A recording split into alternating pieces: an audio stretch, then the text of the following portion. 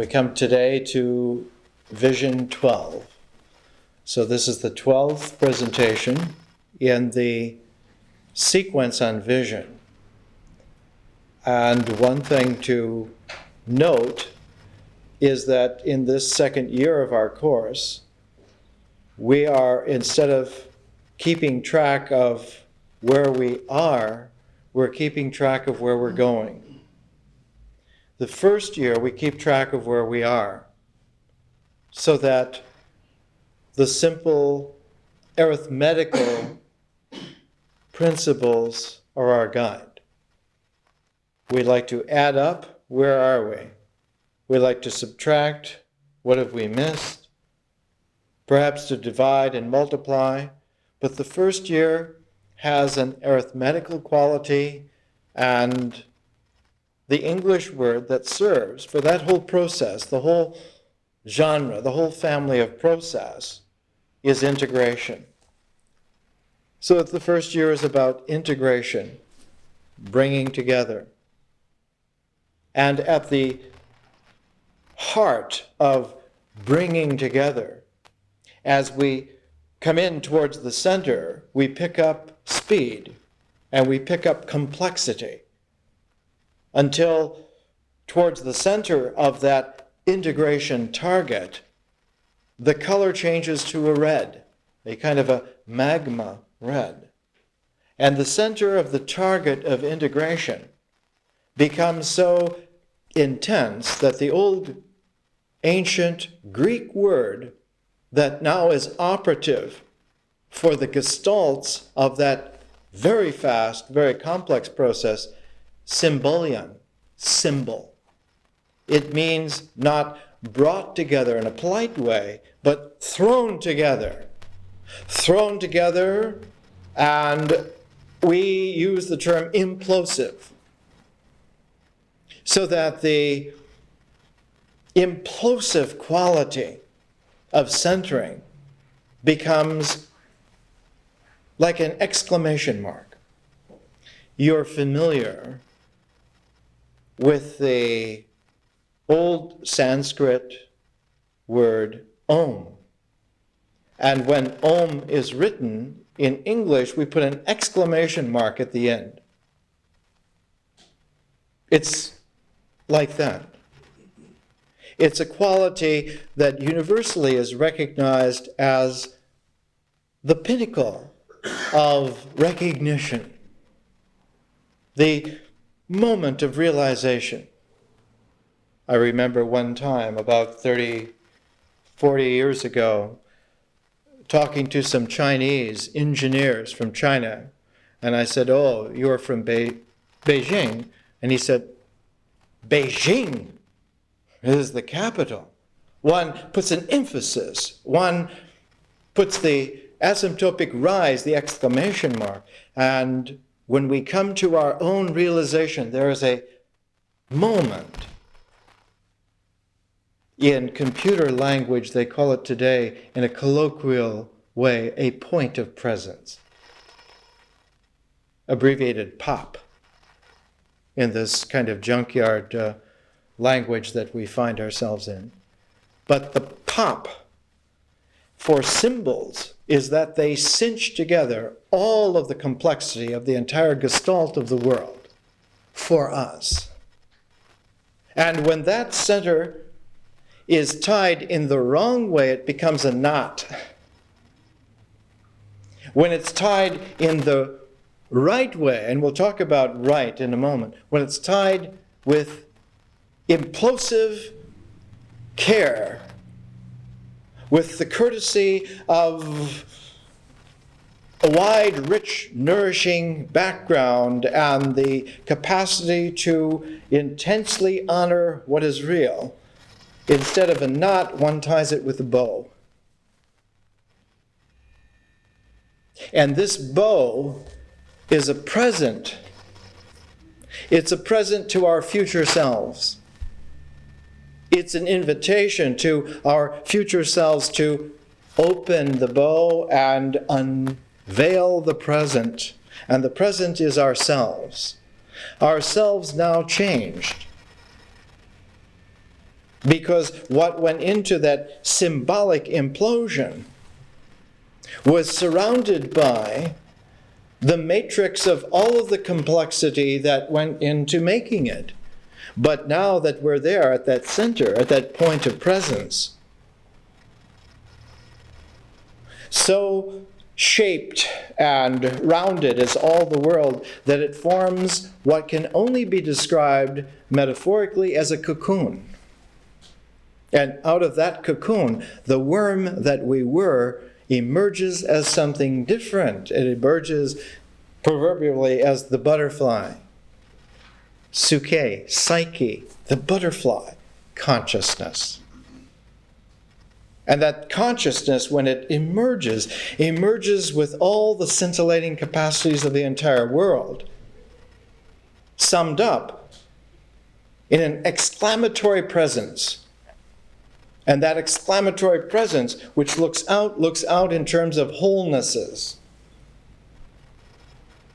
It doesn't have to concern itself initially with the details that go into integration, has already done that.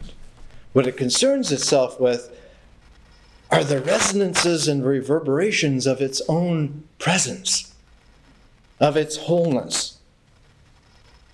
So that the world is fresh, it's seen new, it's seen complete, it's seen in terms of wholes. And the wholes have resonant qualities that are recognizable. For the entire radar that goes out of that point of presence illuminates the wholeness of the world that we hadn't seen for a long time. When was the last time that we saw the world with such scintillating wholeness? It was when we were a part of nature, undifferentiated from nature. When we were wild in some primordial paradise, some ancient, impossible but possible Eden. We were wild with the wind. We were a part of the grasses, the rocks, the forest, the horizon of the sea as it disappears into the sky, part of the sky. We were at one with nature. We all carry that with us. The body itself is a bow that ties nature into a whole, which is our physicality. And when we see those natural qualities, we surge and flow with the tides of the blood in us, with the qualities of our correspondence, with the actuality of our integration. But when we emerge in consciousness, we reacquire that wholeness in terms which were not there in nature. So the traditional term that we're using for this reawakening, for this emergence, for this new nature, we use the term consciousness. We in this education use the term vision because it's a seeing from within to the wholeness. In ancient times, one used the term, in Western tradition, magic. Magic in the sense that it was supranatural or supernatural. It was beyond nature. Nature initiates the integration, but consciousness initiates the differentiation. It opens the bow. One comes out, one emerges, one looks around. What does Zorba say? Let's undo our belts and look for trouble.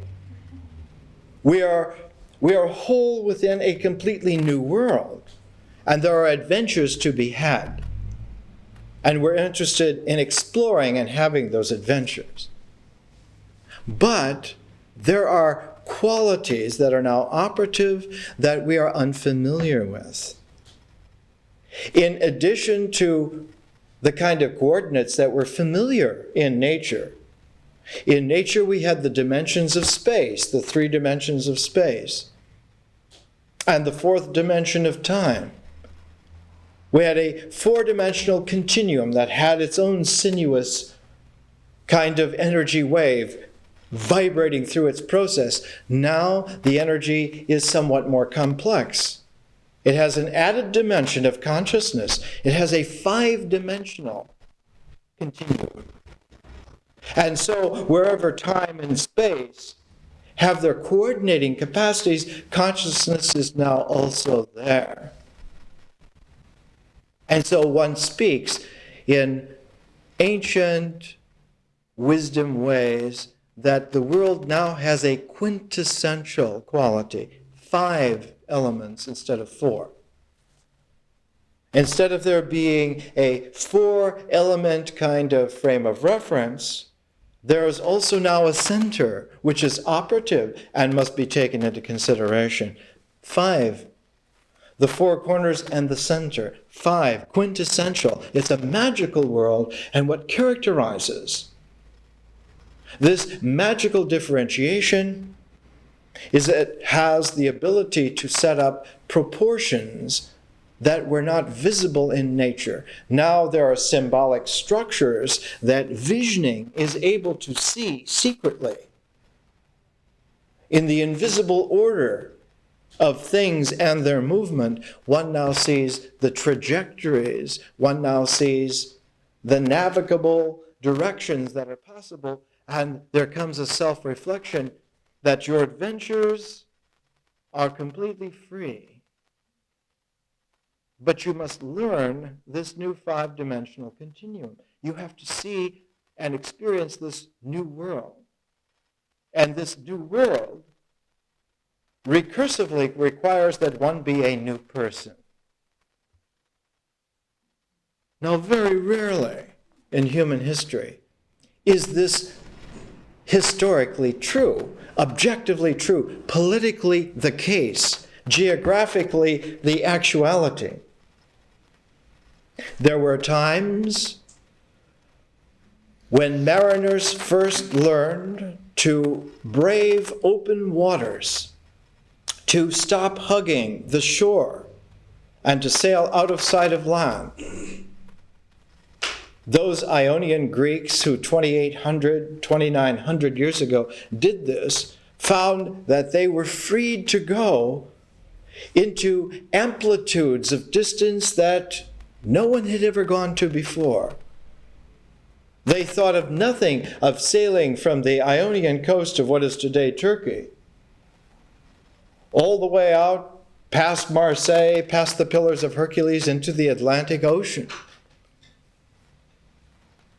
One can find this kind of courage and the kind of consciousness, the kind of vision that came with it. But we're concerned today with another episode that happened about 400 years ago. About 400 years ago, the English people suffered this kind of sea change. They learned to sail outside of the hugging of shores in a way which was devastating to their insular confidence. They experienced something which the Ionian Greeks had experienced. They experienced a vast new possibility for man, a possibility that was so stupendous that individuals had to be on level of Cortez or Columbus or Magellan to even step forth. And the record, the tales, the navigational histories of such men began to infect the generations of young men, and towards the end of the 1500s, one found a new quality in the manliness of certain English men. Yes, it was there in the women also, but predominantly displayed itself in English men, except that at the very top of the pinnacle of the new kind of person was a woman. And that woman was Queen Elizabeth of England, who took her place as the ruler of men. Her father, Henry VIII, had prepared her to take command, to take charge. And over the long decades of her rule, She slowly indulged herself in all the prerogatives of power and insight, and towards her old age, Queen Elizabeth became filled with the complexities of some mysterious, conniving critter. She became characterizable by two disdainful qualities from the animal world. She became part pig and part raven. She became this kind of insightful, malicious, quick to peck out your eyes raven, and this indulgent, sensuous, self-aggrandizing sow. And towards the end of her reign, she had imprisoned and beheaded and plotted for and against so many people so many times that the English sociological structure of the crown and of the royalty had become this absolute maze of dangerous complexity. And when she died, there was a brief breath of relief, of fresh air. Let's have something new. Let's have a man on the throne. And the man came in the personage of James, King James. And King James, after waiting a few months to see how the wind would blow, decided that he would open up the doors of possibility. One of the few times in his life where he actually did something to open doors. He called a conference together at Hampstead Court. And at this conference, he was rather forced to it by a large population of very intelligent, very noble people. They said to him, the very basis, the very foundation upon which all integration basically happens is in terms of the sacred epic that founds our minds and our hearts, our character and our consciousness. And that sacred epic is not the Homer of the old archaic Greeks, but the epic was the Bible. The Bible was that great epic book that had founded the character and the consciousness of the English people. They demanded that they have a new translation of the Bible, a translation into the beautiful English of their day, the best English possible of their day. And out of that 1604 conference came 7 years later the King James Version of the Bible. Still today, almost 400 years later, one of the high water marks of the use of English language to characterize the vision of what is real, the heritage of what is true, the possibility of what can be certain. And in that 7 years, from 1604 to 1611, while the population of some of the greatest writers that the English language has ever had worked on translating, the greatest artist in the English language was writing his own new kind of testament. That writer was Shakespeare. And his Old Testament began with Hamlet. He said, you want to talk about an Old Testament, about what kind of struggles there are in the integration of the heart, of the symbolic coming together of the mind? Try Hamlet. Try Macbeth. Try Othello. Try King Lear. You want a Torah about human struggle with the difficulties of integration? Here are some books for you. And towards the end of that period, coinciding with the publication, with the bringing out of the King James Version of the Bible, Shakespeare finally looked at a series of plays that dealt with a New Testament You want to have a new world, a new consciousness, a new kind of character. Here are some plays that speak to that new condition, that visionary condition that is precarious because it is new. It's precarious because it explores the unknown, but it's mainly precarious because it's no longer intricative. It doesn't integrate, it differentiates. It's a completely different process. And so plays like The Winter's Tale, Cymbeline, Antony and Cleopatra, Henry VIII, but the prime late Shakespeare play, Shakespeare's New Testament book of Revelation, was his play The Tempest. And in The Tempest, Shakespeare said, you want to have a revelation about the future of man, about the real nature of spiritual differentiation and scale of magical consciousness going out into an alchemical cosmos? Try this. Try The Tempest. And so, on Halloween of 1611, in a nice little rented theater called the Blackfriars, Shakespeare and his company, who was part owner of the company, tried out The Tempest for the first time, saw how it ran, and the next evening presented it in the Whitehall Palace of the King, King James. Hallowmass, November 1st. And that evening of All Saints' Day, All Souls' Day coming up to present The Tempest. And it was very precarious, because by 1611, it was noticeable that King James was not much of an improvement over Queen Elizabeth. In terms of the complexity of perils, King James was as vicious as anyone, but he was preoccupied in a way which Elizabeth was not. Elizabeth was preoccupied with dashing men who would extend her power to every part of the world over the waves. What is the song that's still sung by school children everywhere on that island?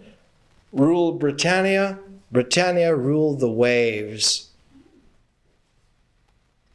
The oceanic power, the planetary power of Queen Elizabeth was a vision that began with the horizon of the New World. And the very first edge of the New World that appealed to the English mariners of Queen Elizabeth's reign were those colonies, those landfalls that were down in near the southern part of the United States, what became the United States. In fact, they never became part of the United States. They're still a part of England. They're called Bermuda. The islands that go to make up Bermuda. On the way to the Caribbean, where Columbus landed, not quite up to the coast where Amerigo Vespucci would finally make landfall, not where Ponce de Leon was looking for the fountain of youth, but further out into the Atlantic, further south. Shakespeare still doesn't refer to it as the Bermudas, but the Bermúdez, the Spanish pronunciation for the islands. Because the English, the privateers, as they called them, took it away from the Spanish. It's ours. And in 1997, it's still said it's ours. No one calls the Falklands the Maldives except those people who live in Argentina. But does anyone call them the Bermúdez? No. All those people have died out centuries ago, and it's just Bermuda. But this edge of the New World was peculiar in English navigational history. It became a cause célèbre because the power of English extension into the New World was not meant to go into competition with the Spanish in the Caribbean.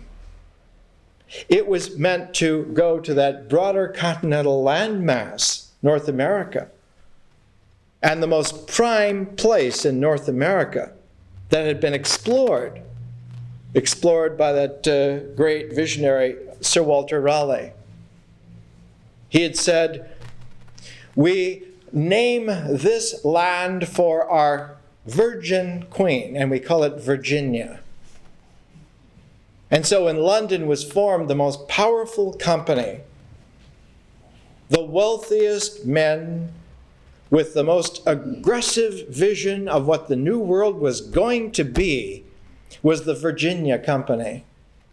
And they're the one that sent their fleet to found Jamestown in Virginia.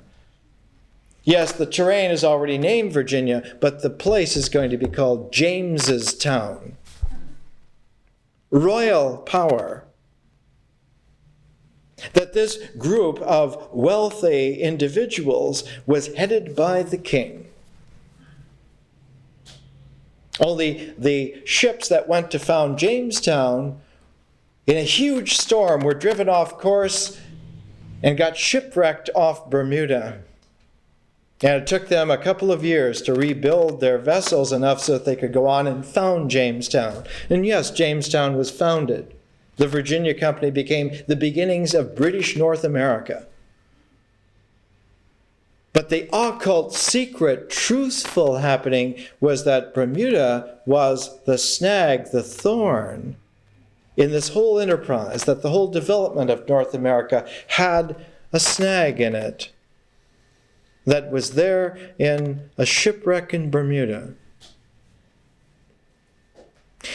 In the 1600s, later on, long after Shakespeare died, there was a group of individuals who were looking for these kinds of occult structures to world history. That if one could only understand these and have our differential power flow along these kinds of structures, no one will compete with us. It's true we have the money, and we have the ships, we have the mariners, we have the will, but we need a fifth quality. We need an occult power. And in the England of the mid-1600s, there was a whole group of individuals who were enthused by an occult man who came from the Bermudas, gave himself a hermetic name, and wrote alchemical treatises saying that we have the secret of the power of the universe within our capacity, within our grasp. The man's name was Starkey, but he was known by an occult name throughout the 1600s. And out of that group of men,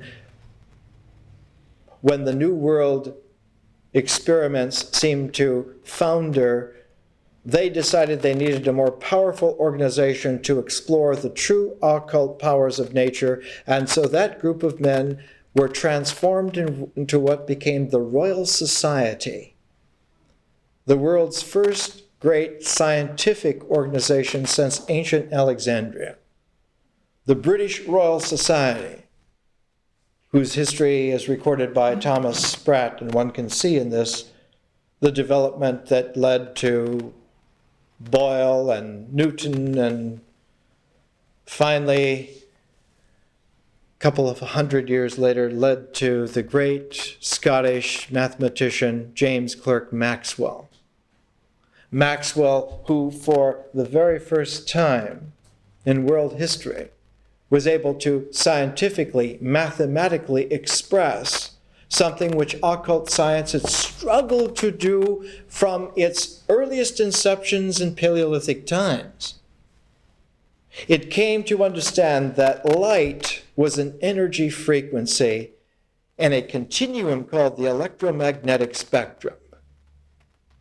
And James Clerk Maxwell, in the 1860s, wrote a monumental monograph in which, for the very first time, he brought together all of the disparate, in ancient times, occult, magical concerns, which had matured in many different ways, brought them all together.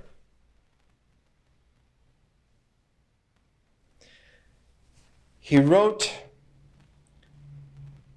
that a charge must be positive or negative in electrical power, and that when you bring a juxtaposition of positive and negative together, one gets a current. And when this current flows, it generates a field. And there were a few still in Victorian England who were learned enough, who were archaic enough in that time in the 19th century to remember that this was the old 16th century occult version of the geometry of esoteric structure. A geometry that was brought back into a language by the great 20th century artist Vasily Kandinsky. When Kandinsky tried to awaken a world that was experiencing a revolution in art by saying, this is an occult power which man has in his very structure, and it is the very nature of spiritual energy that makes art a universal form. And people said, what? Huh? Or if they understood somewhat of what he was saying, they were scoffing in the old traditional way of saying, well, this isn't new. And besides, it's not true. The two ways in which you can tell something is really new is that those who get part of it say, well, it's not new and it's not true. Whereas most of the people say, huh. Then you can tell that something is truly new.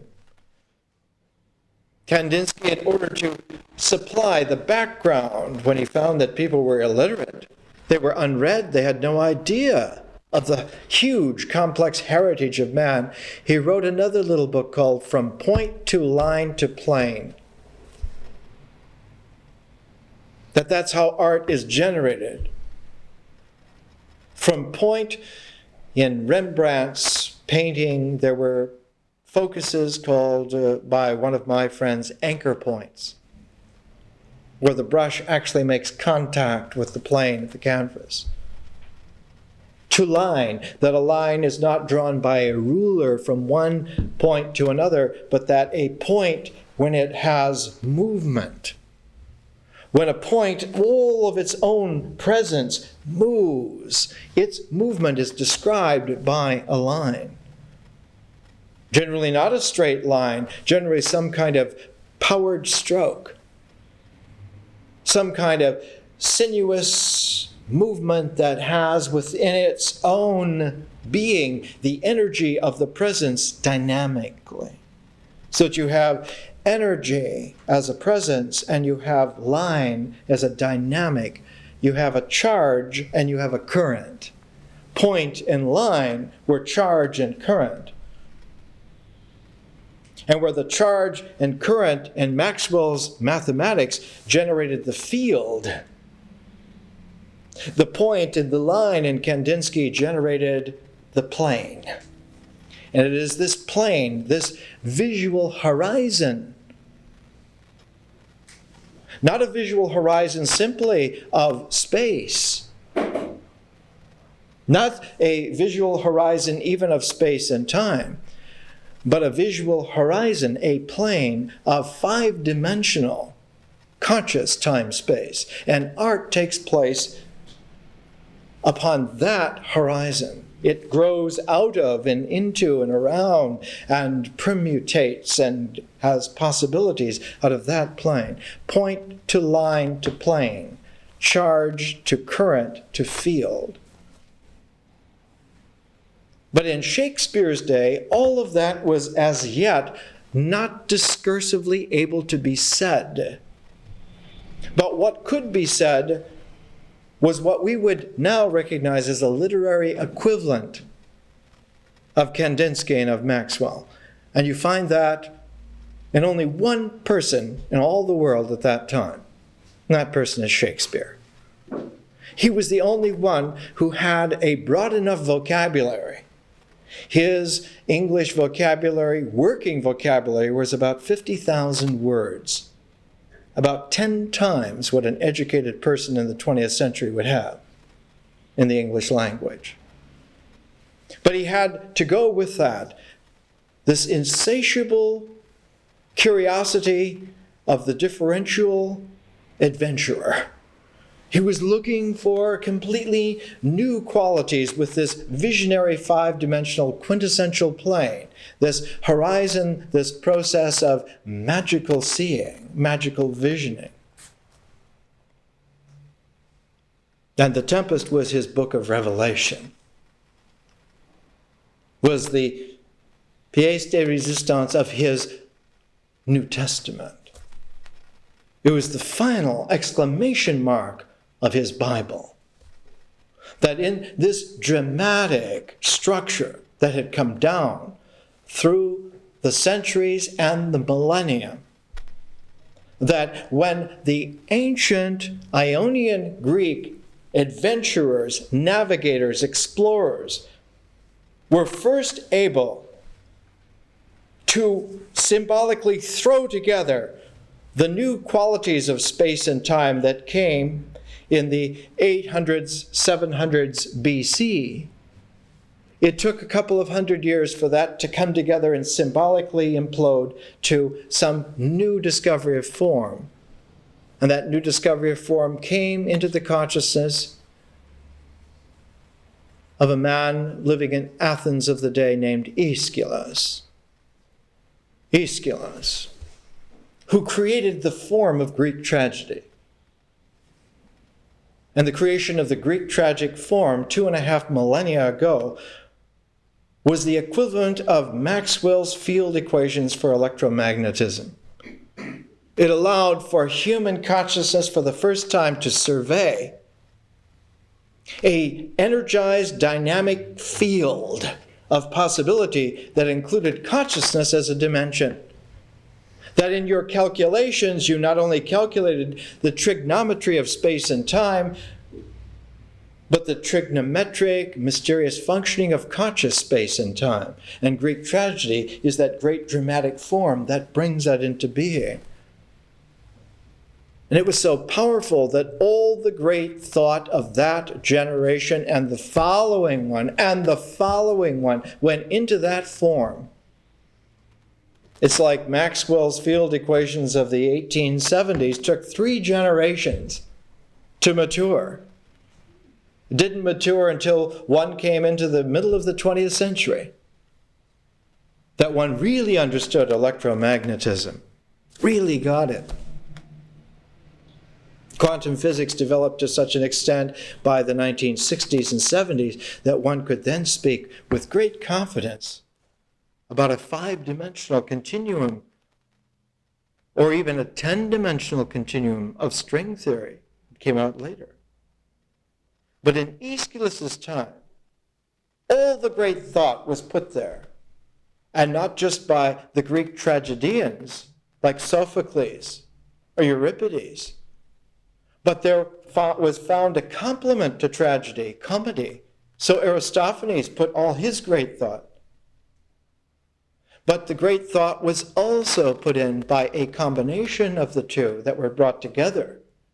And Plato's dialogues are already a kind of tragicomedy quality of this dramatic form. And one finds that the dialogue form becomes, 2.5 millennia ago, one of the great heritages of conscious human beings, whose objective is not to look back and be what they were, but to look forward and be what they could be.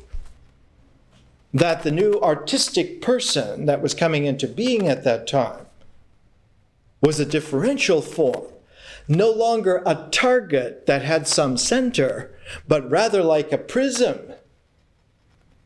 And that prism did something which no target ever did. It differentially cast the singleness of the interior light back out into the spectrum of complete possibility. And for the very first time, instead of having a nature which one could participate in by being absorbed in it, One could look ahead, kind of a pronoia, and one could see the possibility of an objective cosmos. And 2.5 millennia ago, instead of trying to fit back into nature, human beings recognized that they could develop a possible cosmos. And man became cosmic, became capable of a cosmological functioning, which was objective. And the number one figure, the mythic figure that was brought as that kind of visionary prism for that, was Prometheus. The very end of Aeschylus's dramatic career, he wrote The Prometheus Bound. But as we've talked about this, he followed it up with 2 sequels because tragedies were always presented in a trilogy. A trilogy with a 4th little play called a satyr play. So that you had your square of attention, your frame of reference. But the only play that survived was The Prometheus Bound. An accident of scholarly history. 7 of Aeschylus's plays had been collected together as a textbook, and in the Dark Ages, the Middle Ages, this one textbook survived. And all we have, instead of the 90 plays of Aeschylus, which would be devastating as a curricula, we have just 7 plays headed by the truncated trilogy, just the beginning of it, the first play only, The Prometheus Bound. And The Prometheus Bound ends with a storm, a tempest. Prometheus says, "No more words. The earth is shaken. A deep crash of thunder moans afar. There flash white forks of lightning, dust upstirred, and whirling columns eddied, while all the armies of the wind strive against each other in blind passion. Chaos is upon the sea and the sky. Nearer it comes, nearer to me. The blast of Zeus is terror, strong. It is here, O earth, O mother of mine, most holy, O thou sky divine, whose light is shed on all to see, my anguish." And he disappears into the storm, into this tempest. And Shakespeare, at the very end of his life, takes up where Aeschylus left off. And the tempest begins exactly where Aeschylus left off with that storm. Because he was a man that had the kind of vision that Aeschylus had. Aeschylus, who brought the Ionian Greek navigators to a symbolic focus of a presence of consciousness that made a new form, a prism which disclosed the differential person. Shakespeare took that same activity and took the next step, took the English worldwide navigators and brought their work together, their navigational 5-dimensional consciousness, and in the Tempest makes a prism which portrays that step beyond Prometheus, that step where man, not the Titan, but man now, has the magical capacity, but must remember that he is also human. While Prospero is the great magician and knows how to command the weathers, the storm, he's no longer absorbed by it. He can direct it. He also is a man who has a daughter, who has a need to live, who has a right to love, and that this must be taken into consideration equally. And with all of his conscious powers, Prospero must learn to balance it with being a father, with being a man who allows his daughter to find her own love in her own way, and a life which is hers and her love's, and is not based on magic, but is based upon the old natural integration. And so the great difficulty for Aeschylus and for Shakespeare is how to have divine power and still live like a human being. Let's take a break.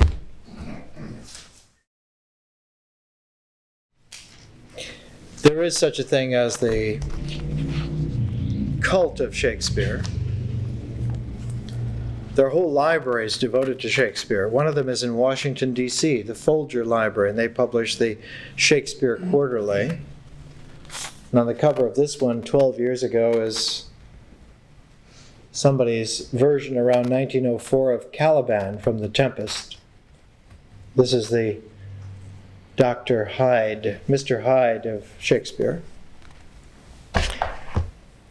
Actually, Caliban is much more interesting than that. There were strange tales of the New World, of the Americas, 400 years ago.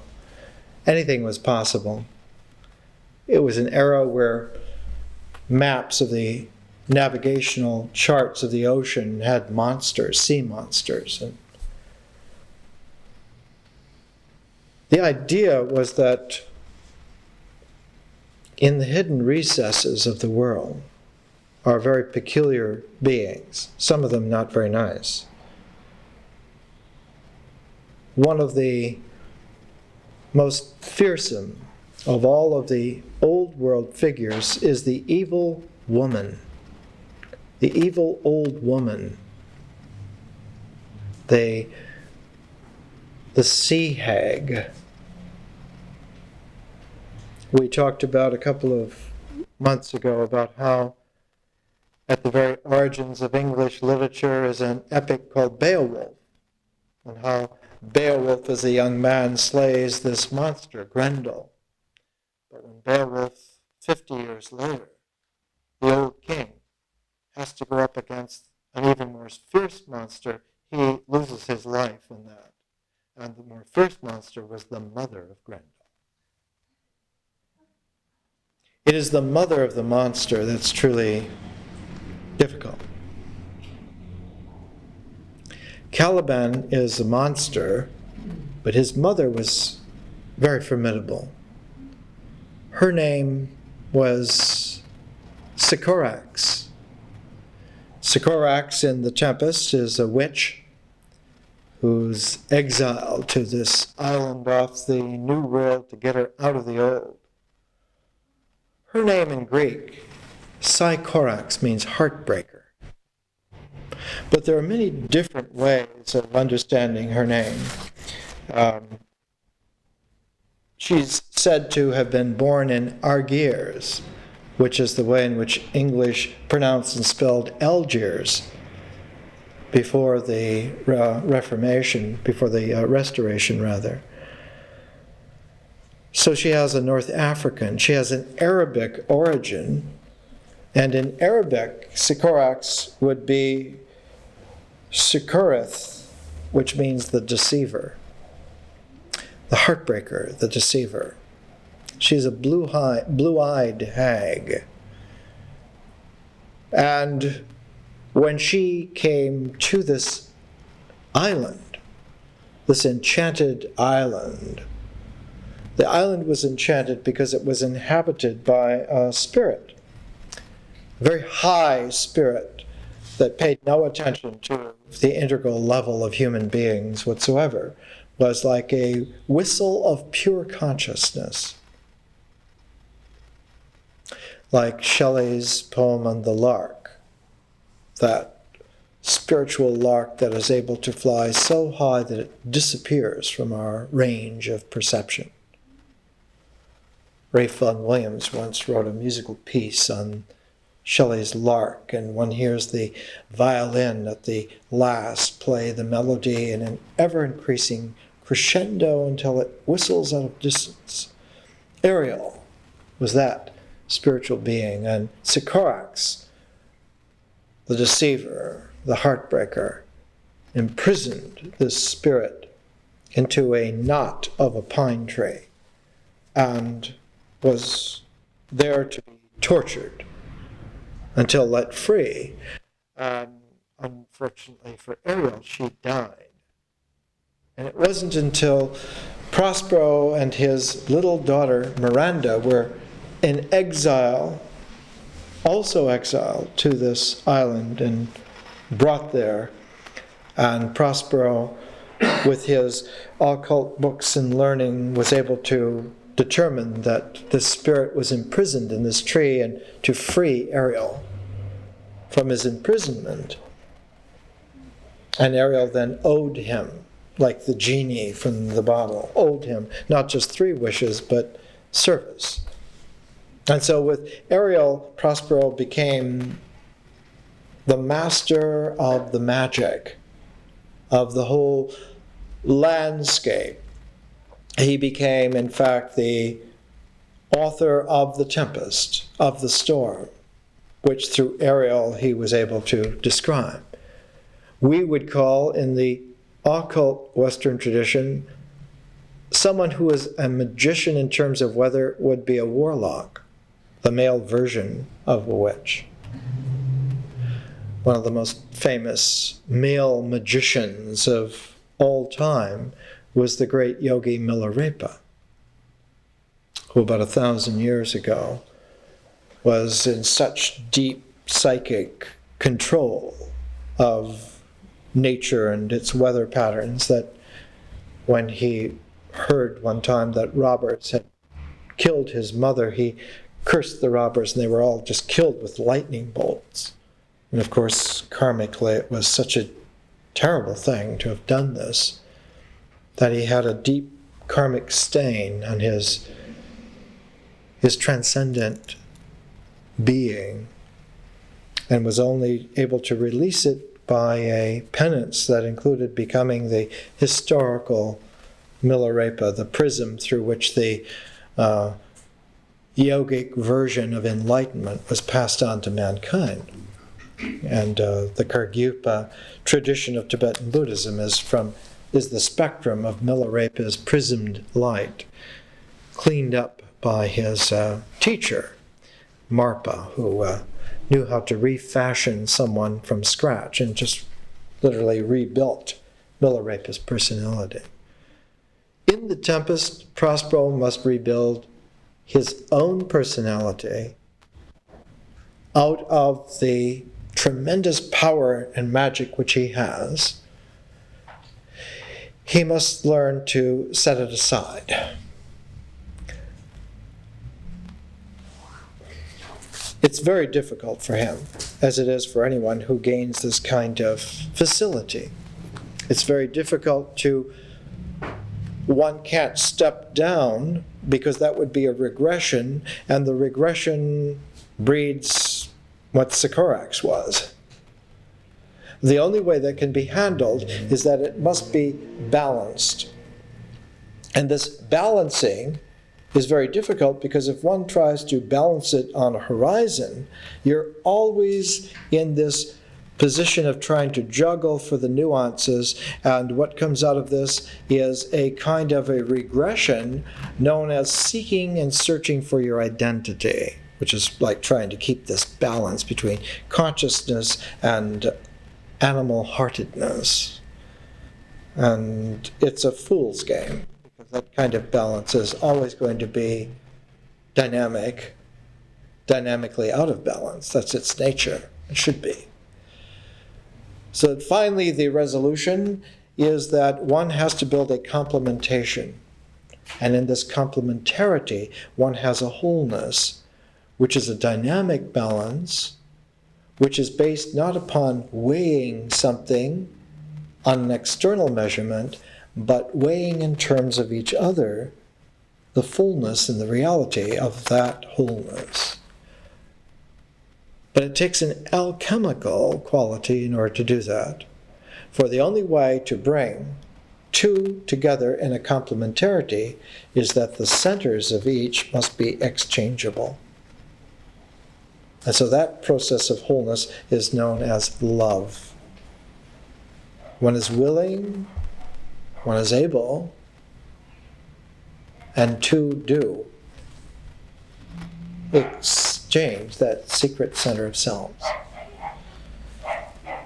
And so Prospero, who knows this, who understands this sees that this is the gift of love.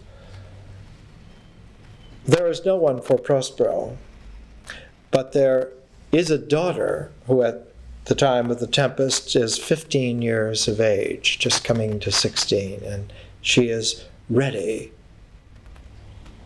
And the male complement to her is on this ship that lands in this, or is wrecked in this storm, Ferdinand. And it is for the love of Miranda and Ferdinand to come together in their own complementation that Prospero finally learns to relinquish being a warlock and to resume being the father of the bride, to regain his position as Duke of Milan, and to leave that enchanted isle. Now, it's very difficult in reading through The Tempest. It's even more difficult to view some of the presentations of The Tempest because it's almost never been presented in our time with any kind of Shakespearean fullness. There were times, like in the 1700s, the early 1700s, in the London of the mature Newton, in the London of the young Benjamin Franklin, that they played The Tempest every year for 55 years in a row, because it was the most astounding theatrical drama. It was an entourage of incredible, visionary, magical art and artistry that could be presented. Indeed, it's like the book of Revelation to a Bible of the humane differential energies brought into complementation with all of the integrative capacities that we have. Shakespeare himself, when he first presented The Tempest, presented it to his little bit players and his private audience on Halloween, 1611, and then to the king in his Whitehall Palace in November 1st, 1611, was encouraged to re-present The Tempest about 2 years later. There was a fabulous marriage that was to take place. James's daughter Elizabeth was marrying a German nobleman. He was the elector of the Rhineland Palatinate, Frederick of Heidelsberg. He was a dashing young man. He was the inheritor in the German royal lineage of all of the planning for about 200 years to make some kind of balanced Superman, someone who had a tremendous conscious, alert background fused beautifully with a royal humanity. And Frederick of Heidelberg in 1613 was held by one and all to be the great genetic inheritor of about 200 years of planning. To put it briefly, he was to be the new Superman, to be wed to the new Superwoman, Elizabeth, who presented the English side of that same kind of tradition. And so one had a meeting there in 1613 where the continent and England would come together in this sacred marriage. And The Tempest was presented at the announcement of that marriage, at the nuptial contract ceremonies, and for that Shakespeare rewrote The Tempest. He put in added qualities. He put a play within a play, a masque, M-A-S-Q-U-E. He added and subtracted, he multiplied and divided. He came out then with a trigonometric version of The Tempest in 1613. In between the two versions of The Tempest, the only play that Shakespeare finished was Henry VIII. the father of Queen Elizabeth, the original patriarch of the king who was above all popes, who not only was the king of the land, but he was the head of the religion. Henry VIII was the English version of Julius Caesar, who sought not only to rule the temporal range of human capacities, but to represent the vertical range of divine capacities in one and the same person. His daughter, Queen Elizabeth, inherited all of that hubris. And James, the first who came in, felt that he had stolen that position for himself. And the only resolution that could be seen was that his daughter Elizabeth, married to Frederick of Heidelberg, when they would mature, they would bring about a new quality of life to that whole part of the world. And Shakespeare's Tempest was the magical blessing, the rabbinical laying on of hands, that this was so. And the greatest magician of that age, Shakespeare, himself made that benediction and then retired from the theater forever. Went home, left the city that he'd come to. When he had come to London as a young man in his 20s, he had been a school teacher. The average salary of a school teacher in Shakespeare's time was about £20 a year. Shakespeare, about 7 or 8 years before he wrote the first version of The Tempest, bought 800 pounds of land and houses in Stratford because he'd done very well. He was the great voice of London, of that whole age. When Shakespeare was a boy, about 12 years old, about the time of a bar mitzvah, he was taken by his father to a carnival in one of the nearby little towns near Stratford, Snitterfield. And he saw a huge man-made lake that was a part of this carnival, of this presentation. And in the middle of this lake was a mechanical model of a dolphin with a little boy on the back of the dolphin that was able to seemingly sing these beautiful songs. This is Arion on the back of the dolphin, was able to sing the songs that waken one's spiritual consciousness.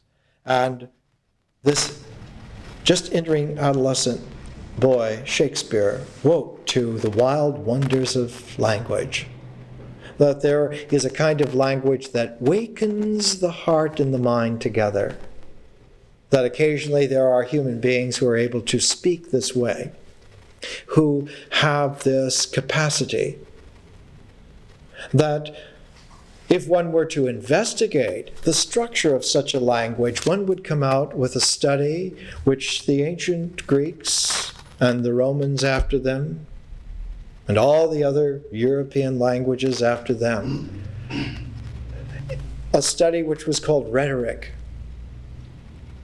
And in the ancient Greco-Roman world, the greatest books on rhetoric were those of a man named Quintilian.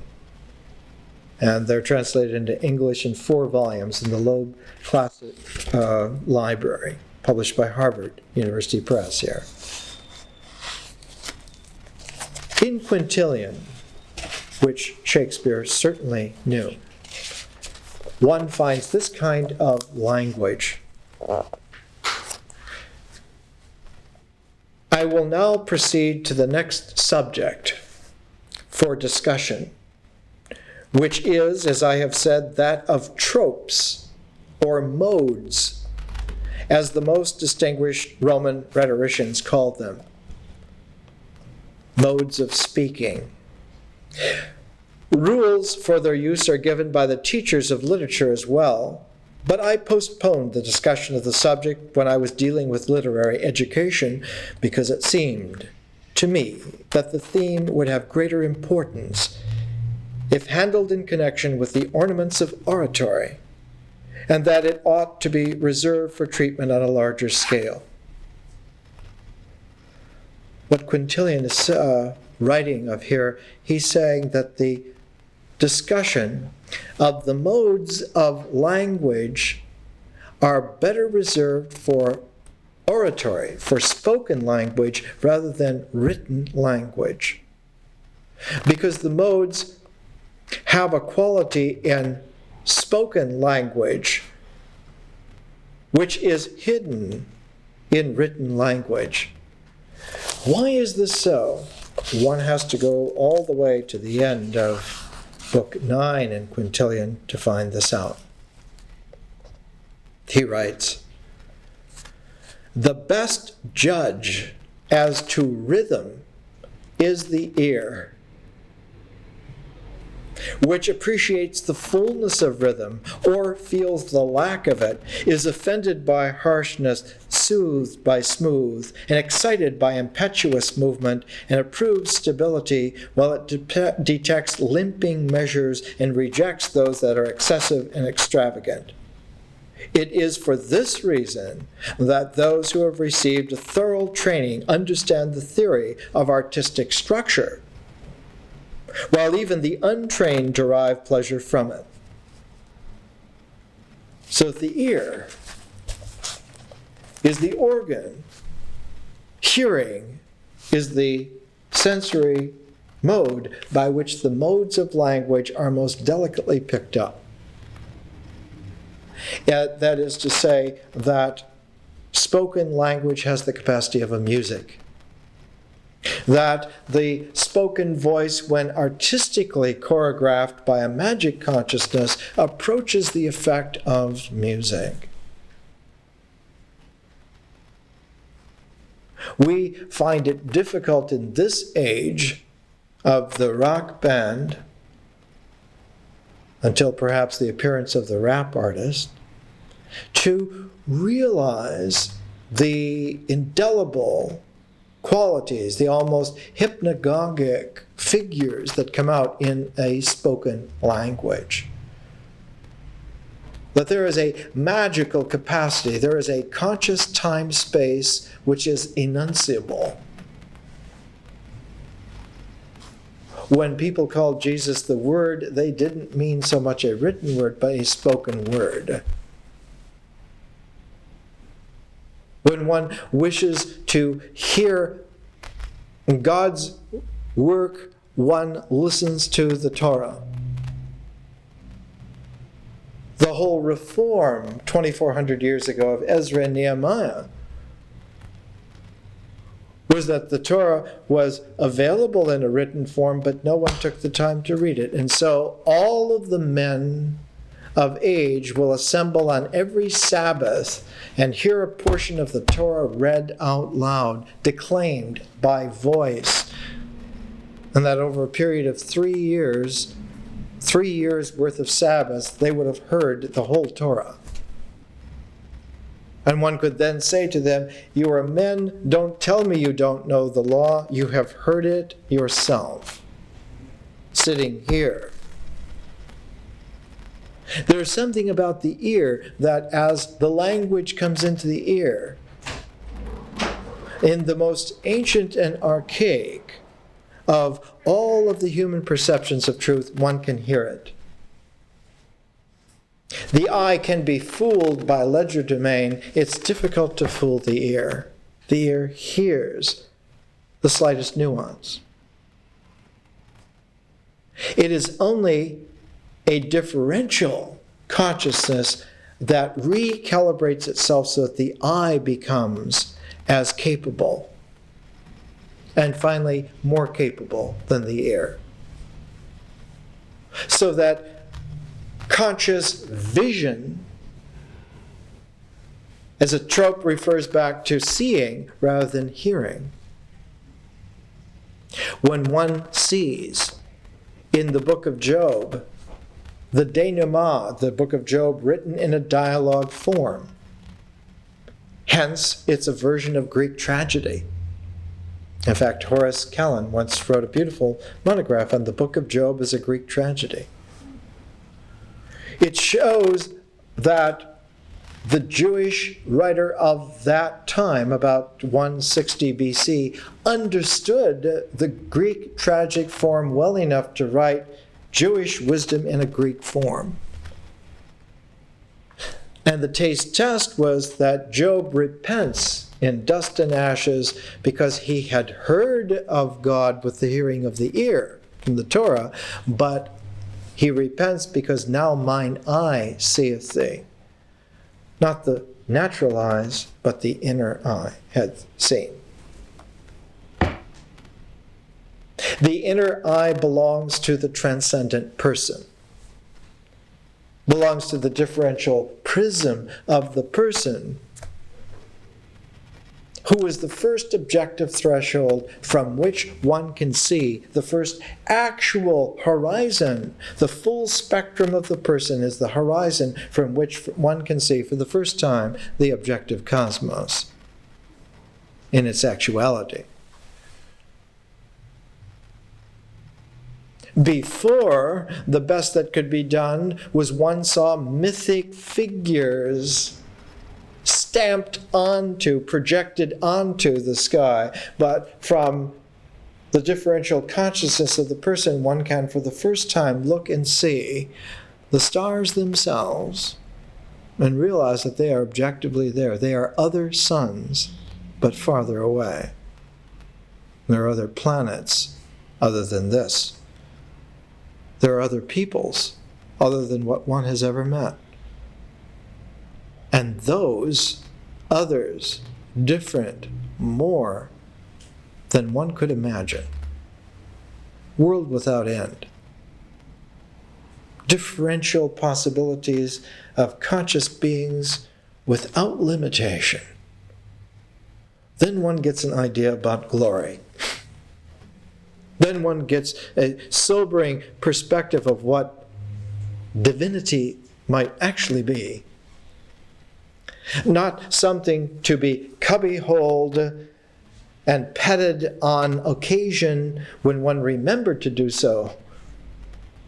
God is not some kind of private pet. Who are you to put a leash on reality? Is someone writing once about a very poor translation of Pindar, the great lyric poet of Greece. The man said of the bad translator, he said, one should not take eagles on short walks with shorter leashes. The eagle is meant to fly higher than you can believe, because its sight is 50 times as sharp as a man's. Can see the mouse whiskers and the shadows of a few waving blades of grass from a couple miles high. But the differential person who is mature can see the subtle changes in oxygen atoms over 20 billion light years. And so our spiritual maturity is quite something. But that spiritual maturity, no matter how far flung, must still include, with all warmth and sincerity, the fact that we're human beings also, that one will have a young daughter who has fallen in love and has the right to that life and that love in a way in which she can live it and can mean it. They may mature to that extent, but at this time in their lives, they have a right to be 15 and in love. And that one should never forget that. That if that is not included in that cosmos, then it is truly a stage prop for some megalomaniac production. And so Shakespeare's plays are about the way in which language has not only tropes, it has metaphors, it has allegories, it has several dozen varieties of analyzable rhetorical qualities which schoolboys might learn, but which someone like a Shakespeare near the end of his career uses like reflex actions of a professional fighter who doesn't want the fight to go another 15 rounds. But that this is the book of Revelation for a Bible, a Renaissance Bible of humanity, of cosmos and heartfulness at the same time. He wants the fight to go one round. This round. Knockout punch. No TKO. Consciousness on that scale keeps score in terms of wholes. In all of this, the spirit Ariel must be balanced. The element air must be balanced by Caliban. Caliban, who is this misshapen whelp, the son of the witch Sycorax. Caliban, who is earth to Ariel's air. And as Ariel likes to go and whistle out of sight, Caliban, well, when we meet him, he comes out of a hole munching on something. A hole in the rock in front of this cave where Prospero and Miranda have had their little dialogue. Prospero says, "Thou poisonous slave, got by the devil himself upon thy wicked dam, come forth." Caliban comes from the hole, munching. "As wicked do as ere my mother brushed with raven's feather from unwholesome fen, drop on you both.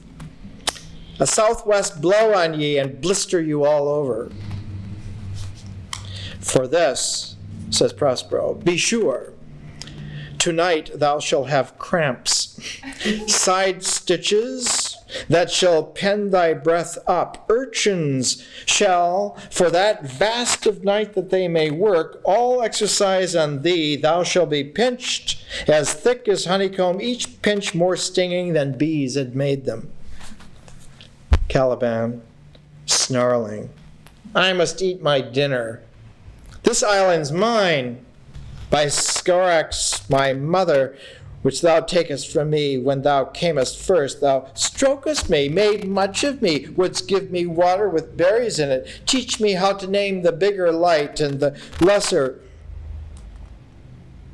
And then I loved thee, and showed thee all the qualities of the isle, the fresh springs, the brine pits, barren place, and fertile curse that I did so.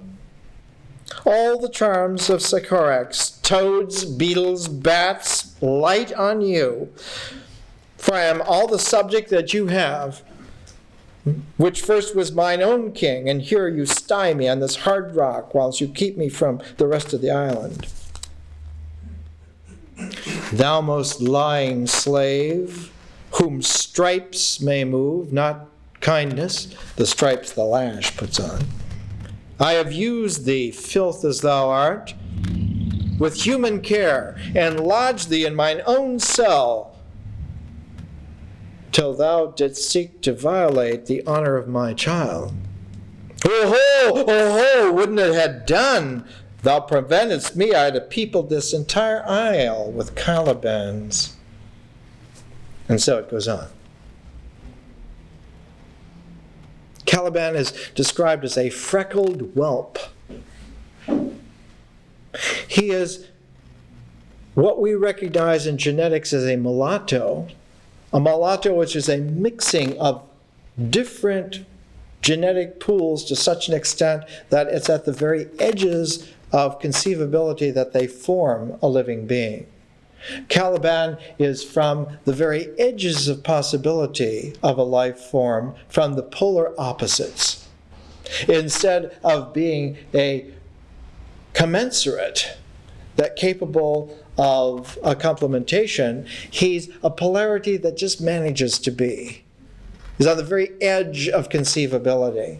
He's a mulatto of absurdity, but he is at home with himself, with his own world,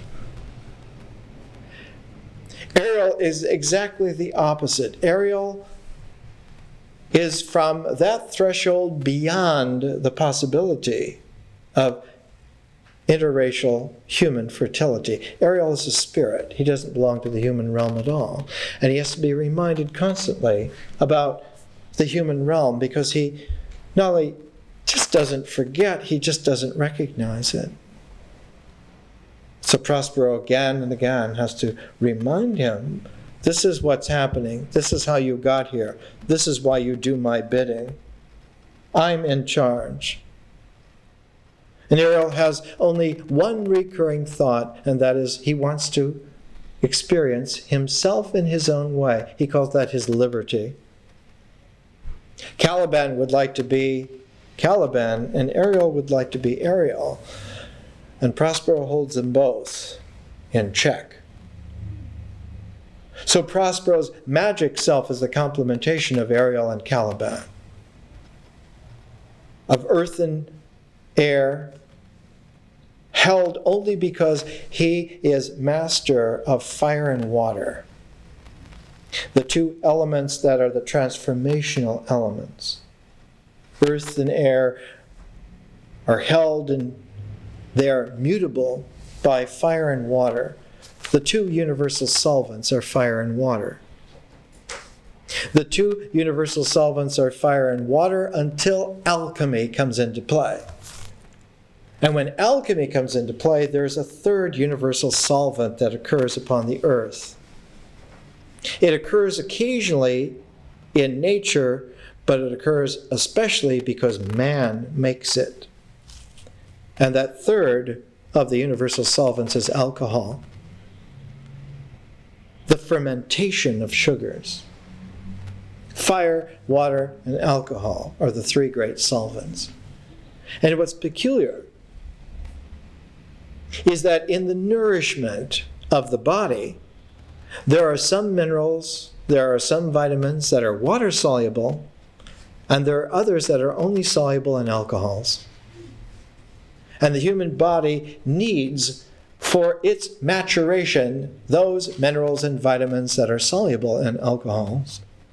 It's as if the alchemical process is not some occult sideline, but is the center line of the transformational structure of differential maturity,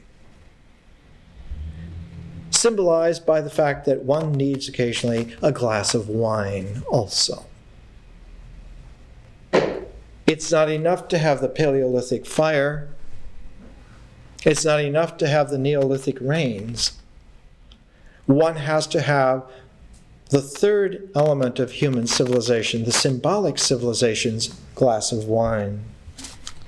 One has to have the alchemical transformation of matter into something spirited. Man needs that spirited quality of matter, for his person is not of fire nor of water, but is spiritual in the sense of the wine.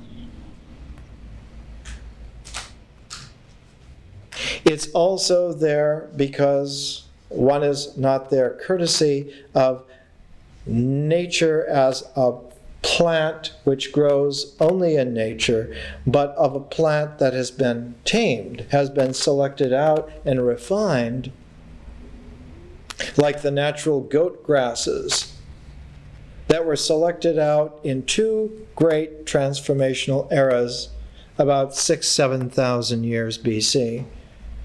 The original goat grasses were selected out and through true transformations became emmer or bread wheat. And bread wheat has all the energy of the plant that goes into the fruit. Bread wheat is full of nutrition, full of the wheat germ. But whereas the natural goat grass puts some of its energy into husks that act as wings to let the winds repopulate for the next season new bread wheat, like rye grasses and so forth. Emmer does not have any wings. All of its energy went into the fruit, and none of it went into the husk. And so it would just drop from its weight, and it would die out as a species in nature. It could only be repopulated by the hand of man, sowing the seeds. Every year. If there's a year where you don't sow the seeds, there will be no bread on earth. And so bread becomes a symbol of the remembrance of the conscious propagation by this alchemy of plants. Not something as an occult sideline to be swept into some kind of secret cellar and only consulted by those who read these odd books on full moons. It is the synthesizing center of civilization in its maturity. Shakespeare's Tempest is the book of Revelation about the requirements of character as well as consciousness to live on that scale, to live in a world that not only has an old world and a new world, but has a future world of the two brought together into fertilities of other worlds. Shakespeare's Tempest is the first great grand vision of the magical future possibilities of human beings on scales that have not been seen heretofore, of the possibilities of man beyond the limitations of geography and history. It was his last great work. It was the very first step in a vision of man being capable of extraterrestrial resonance, of populating a whole cosmos and taking variations of himself so far afield that future descendants might just resemble invisible spirits, and other future descendants might resemble animal natures on Earths that are so different from ours that they're not even conceivable, and yet they would be Earth creatures on some other world. That all of this range of possibilities should be there. That the family that Prospero must agree to is a family of beings that includes Ariels and Calibans, as well as Mirandas and Ferdinands, as well as himself. The most difficult of all things is to have a power and to set it down. At the very beginning of the Tempest, after the storm, the continuity of Prometheus bound, ending with the storm, the Tempest beginning with the storm, the very first appearance of Miranda and of Prospero. Prospero asks her to help him take off his cape, his magician's mantle, because all of his power is dedicated into that mantle. And as long as he wears it, his voice then can command the elements. But when he takes it off and lets it drop, he says, "Lie there, my art. Lie there, my magical capacity. I am now but your father, and as your father, I need now to tell you the story, the true story of your life, of why this storm has brought our enemies of the past and the love of your future all at the same time. And our lives, both of our lives, in the next day will be changed completely forever. And both of us need together to face this newness." Don't forget that next week we take a interval break. We look at the mystical poet Rumi to give ourselves an interval. Then we come back for the 12 presentation series on art. Great as a magician is, an artist is greater.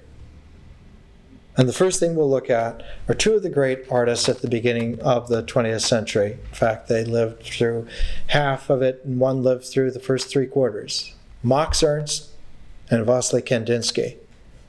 Kandinsky and Ernst together are examples, good examples. They're a pair of artists that showed the tremendous change in consciousness in the 20th century. A change in consciousness which the political arena is at least 4 generations behind already and falling further behind. While the visionary artistic capacities of human beings are 3 or 4 generations beyond what Kandinsky and Ernst already had achieved. So we have a very peculiar situation in our own lifetime.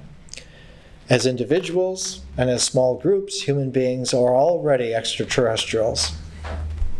They're already on the paths that lead to interstellar beings. The politicians have gone back to sandbox play. This is my corner of the box. These toys are mine, not yours. So in a couple of weeks, we start addressing some of those issues. Thank you.